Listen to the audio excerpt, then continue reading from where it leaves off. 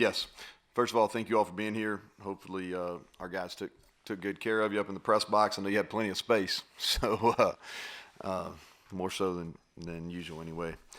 Great day, and I'll say this as a lead-in, and we did a couple things on social media yesterday as well along this theme, but just very grateful to have an opportunity to play today. Just playing to me was a win.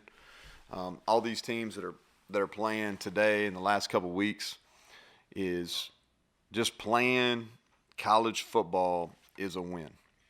And I mean that. To win and win big is a bonus, but just playing and probably as relaxed as I've ever been on a game day. And it didn't have anything to do with who we were playing or where we were playing. It was just understanding just the feeling of gratefulness. And we talked about that as a team. And I thought our guys prepared. They were very appreciative of the opportunity. And they went out and they played to our standard. We respect EKU, but we were playing against our standard, not necessarily against EKU today. As you know, unfortunately, we had 11 guys that didn't play today, several starters on offense. Their suspension is over as of the last second of that game running off. They'll be back with us tomorrow. They were participating in all activities all week. It was non-COVID related. I want to make sure the suspensions they all weren't for the same thing. Not going to get into it. I do want you all to know this is love those guys and really believe that a lot of them are going to be a huge part of the success we have this year and the success we're going to have moving forward. Also missed our fans today. Kind of surreal. I hope they felt like they were part of it at home. I thought I haven't watched the TV copy obviously, but I hope that it was quality and they enjoyed it at home. Just talk about some of the high points and some of the things I think we got to work on coming out of this. Start with defense. Thought we started well, which that's been a point of emphasis for us. New guys played well, and I know you all have some questions on those guys, but the new guys, Alonzo, Tony Fields, those guys played well. 111 on third down. That was a point of emphasis for us as far as being improved. And then 4 sacks. I thought we applied some pressure. Offensively, fast start. We took the ball right out the gate, won the coin toss, took the ball. That's something that I don't know if we made a habit of last year, but we felt like getting off to a fast start was important. Very balanced today. Ran the ball better. I think that's a credit to offensive line. And then 2 tight ends that played that hadn't played a lot. Jackson Knipper and Charles Finley did a nice job. And then to have 2 100-yard rushers, which I felt like Letty and Sinkfield had nice camps. So to see them get rewarded today was good, and Tony got in there and had a couple nice runs toward the end. Efficient in the passing game. 0 turnovers. So I thought it was a pretty clean game offensively. I'd like to play better in the second half. Now we wanted to make sure we played everybody, but we missed the chip shot field goal. We've got to be better than that. And then the 4th and 1, that was probably that and the big play on the first drive of the second half, probably the 2 biggest negatives of the day. Special teams, we were hit and miss. We did some things well, but we got to get better in that area. Too many penalties, that's the thing that sticks out. The missed field goal. We will get better there. We'll invest the time. That's always the biggest worry on game 1 is special teams, and we got to make improvements there. But overall, good win. Played well in our opener. We showed some maturity. We showed some signs of improvement. Get a bye week, and then start the gauntlet of the Big 12 on the 26th. And I thought we were very fortunate to play a lot of people. And so with that, I'll open it up to questions. Okay, everyone, if you have a question, please remember to use the raise hand feature. We'll start questions with Greg Hunter. So, Coach, on Tuesday you said we better be in terms of your run game. So now that you saw it up close and personal, your overall assessment, and did you really think you could do this? I mean, your comments Tuesday didn't lead to a ton of confidence, but obviously your performance, does that change your opinion, or did you see this coming? Well, first of all, Tony's been giving me a hard time because I see him more than I see my wife during these game weeks. So he's been giving me a hard time about that answer, and that was not disrespectful towards you. But I just felt like, we've been talking about the run game. Think about it. How many press conferences, and you can think about this, Greg, how many press conferences have you led off with a run game question, which is legit, what you should be asking?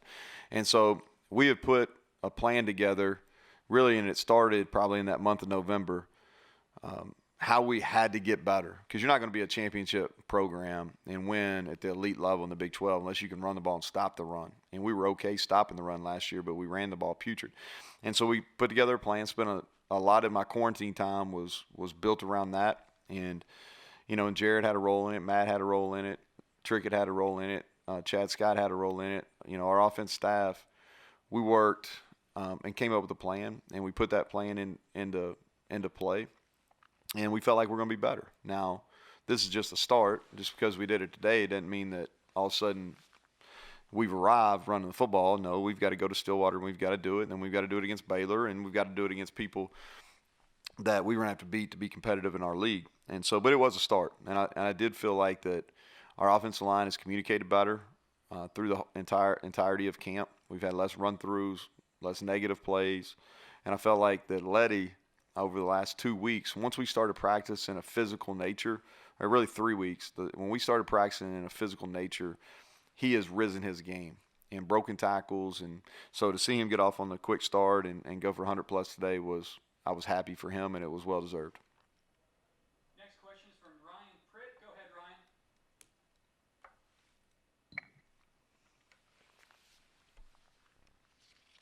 If Ryan's saying something, I can't hear him. Go ahead. Hey, can you hear me now? Yeah, we got you. We do. Okay. Zach Frazier and Rhys Smith, a couple true freshmen, kind of got thrusted into that starting lineup.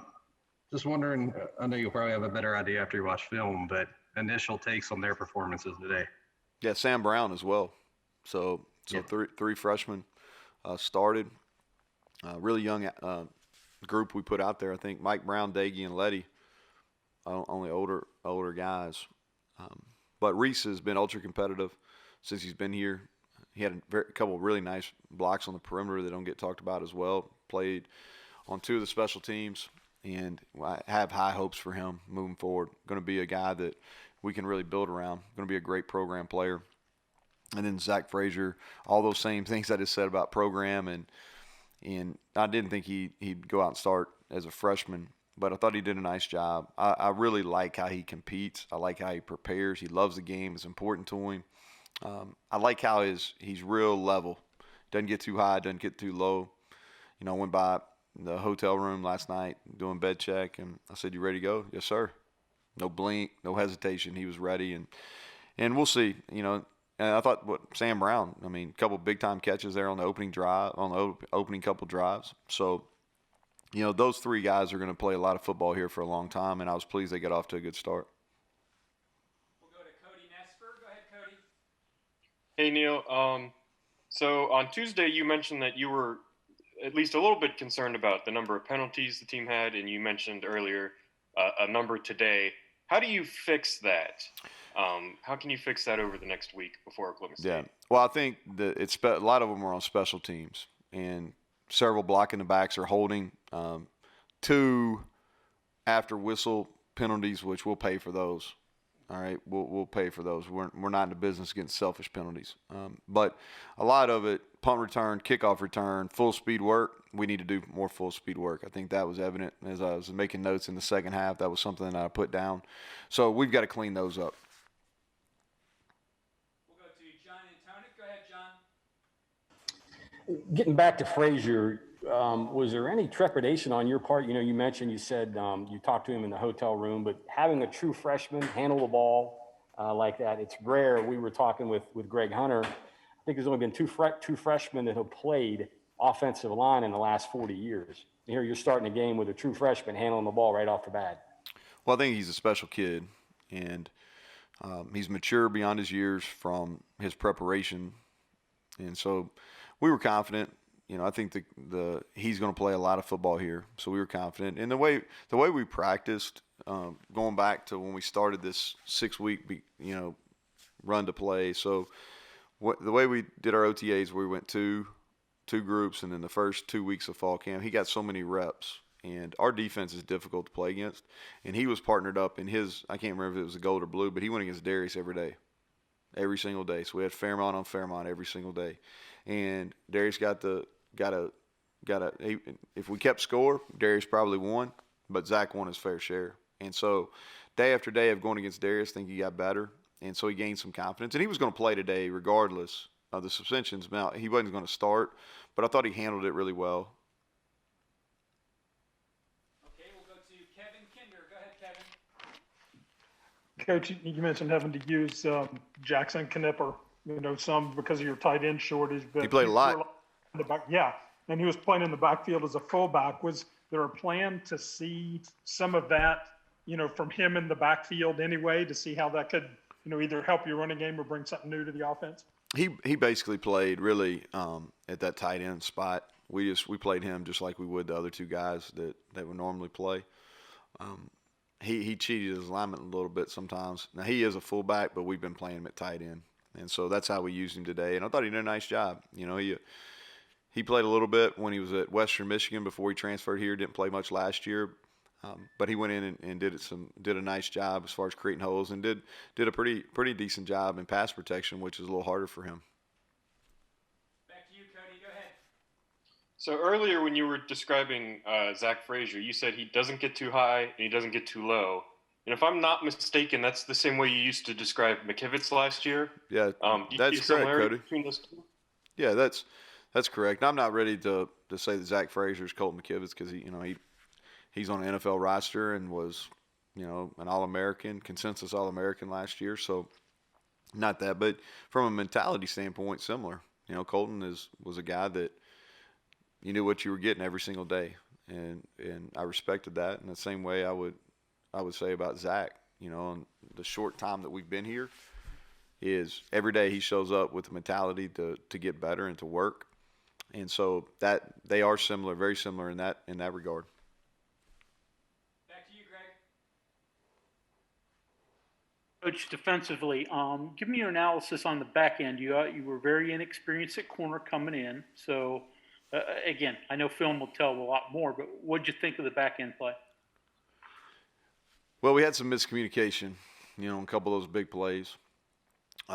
We've got to do a better job communicating. I thought overall they did a nice job. They hit us on really two big plays, so we were able to minimize the explosive plays. But I thought they did a nice job. A lot of players back there, Drayshawn, first college action, Alonzo Adai, first, Power 5 college action, and then Nick Troy, first time starting, really being a starter in a game. And so a lot of youth back there, but thought we got better. We've still got to make improvements. We haven't arrived. Very similar to what I said about our run game, but I do have confidence in that group moving forward. And Alonzo Adai made the play of the game with the interception. That was an incredible play right in front of me, and he made another great play on a kickoff. And so, a lot of confidence in those guys. As far as how our subs did, I need to watch it. We played Jackie Matthews, played Daryl Porter, played Jake Long, played a lot of those guys. Until we watch film, it's hard to say. But I do know we've got to do a better job of communicating. Sean Mahone's a leader back there. He's got to do a better job directing traffic. Ty Key's played a lot of football. He can communicate better as well. Last four questions in the queue here. We'll start with Chris Anderson. Go ahead, Chris.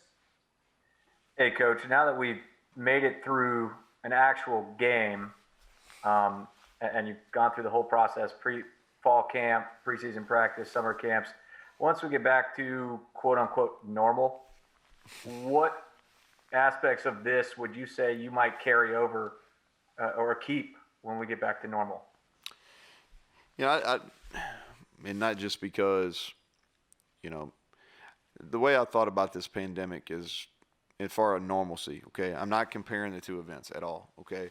But if you can think back to flying post 9/11, and you think about flying pre 9/11, you think about flying post 9/11, completely different. I think that's going to be the case with a lot of things we did pre and post COVID. I really do. So I think our communication is we have become better teachers as coaches due to having to work through Zoom and other ways to teach. So I think that's been a benefit. I think that working remotely and our players being able to work remotely and still communicate and stay on the same page, that's a benefit. I do think the split practices, there is some real benefit to that. I wouldn't have done it as long, probably moving forward, if we're in a non-COVID time but I do think there's some real benefits to that because the knowledge that our younger players have right now is so much ahead than they normally would. So those are some things, Chris, off the top of my head. I'm sure if I sit and thought about it for a longer period, I would come up with more. But those are some things right off the top of my head that I think have benefited us. John and Tony, go ahead. Bob Hertzl's going to take one here first. Yeah, hey Neal, with all the character building you've done with this team and the likes over a year plus, how disappointed were you that you had to suspend 11 players before the first game? It's disappointing. It's hard. I don't think anybody that because you spend so much time and you care about the kids, and these are young men, they're not kids anymore, but you spend a lot of time with them, and you care about them, and playing time, when you lose it, it hurts, and those are tough conversations that you have when you have to look eyeball to eyeball and say, listen, you've made a mistake and you have to pay for your mistake. The thing that I try to hit home with them, Bob, is we were disappointed in some decisions. They didn't put their teammates at risk or anything like that. That's why I want to stress it wasn't COVID related. But they were decisions that weren't for the betterment. And so they paid their price, and there's not going to be any double jeopardy on this. This is something that, and I told the team that, last second ran off clock, it's over, and we'll move forward with them being active participants, and they'll grow, and they'll learn, and they'll be better.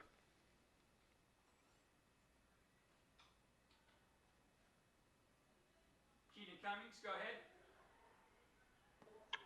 Hey, Neal. All right, here we go. Hey, so you mentioned communication. How was the communication with your defensive coaches? And were you on the defensive channel a lot today, more than maybe you normally would be? No, John, I treat it just the same. Basically what I do is when the defense has the ball, I'm on with the defense. And I'll click back and forth and once the defensive call's been made. But I treat it the exact same. No different than what I've done the previous 5 years as a head coach. That's the way we communicated. Defense communication was really good. Their work, our staff works together. We've done a ton of game situations over this last 5-6 weeks. So this was, really, I guess the last 4 Saturdays, if I'm not mistaken, we've done kind of game simulations. So I thought they performed well. They did a nice job communicating. Neal, how did you feel about the play of Tony Fields today? He looked like he was around the ball a lot. Say again, Keenan. I missed the first part of that. Tony Fields, how did you feel about his play today? Yeah, really active. Plays with a lot of energy. He brings a speed element to defense that we probably haven't had in my 2 years here. He's still learning what to do, but he plays full speed. He loves contact. Loves to play. Is only going to continue to get better. The better understanding he has what we're doing, but he flies around. I mean, he's an NFL prospect, and he's going to play in the NFL. Okay, Coach, your last question comes from Mike Kazaza. Go ahead, Mike. Hey, Neal, working with Jared today, I'm just curious, I guess some of the effort you all had to put into lineups and also what you're trying to get on film and accomplish, that kind of probably was uneven. And also downfield passing game. You took some shots, had some things to work, kind of missed a few more that were there. Just what you thought about the progress there. Yeah. Well, I thought Jared Parker has been a great addition to what we're doing offensively. He's been probably as big a benefit to me as anybody. Now, he's done a great job coaching our wideouts, and I think we're improved. But being the leader when I'm not over there offensively, and Jared did a nice job. He called a bunch of plays today. So I've been really pleased. Been really pleased with him. I think our players respect him. And so that has been a positive, having him be a part of our program. And the same could be said for all our new additions. Coach Castile, Coach Wright, Coach Coons, all those guys really been a nice addition, and I'm pleased with where we're at as a staff. And then we wanted to come in, I think we talked about this a little bit earlier last week, or earlier in the week this week, is we want to run the ball and we want to take some shots down the field. We feel like we have guys that are capable of making plays. There were some there that we missed throwing, and then there's at least 2 that we had a chance to make with the ball in our hands, and we didn't make those. So we have to continue to do that. As you know, to win in this league, you got to have explosive plays, and because there's going to be some scoring, And so we've got to be able to beat the best teams. We're going to have to get some of those shot plays and get chunk yardage. But we're going to continue to do that. That's been a huge emphasis for us, just like it has been running the football, is protecting the passer and taking shots down the field. We'll continue to do that. But appreciate y'all. I know this is kind of a different deal, and I appreciate y'all covering us. And I will see you on Tuesday. Thank y'all. I won't see him on Tuesday. Well, Mike just says I will. All right, I'll see you on Tuesday.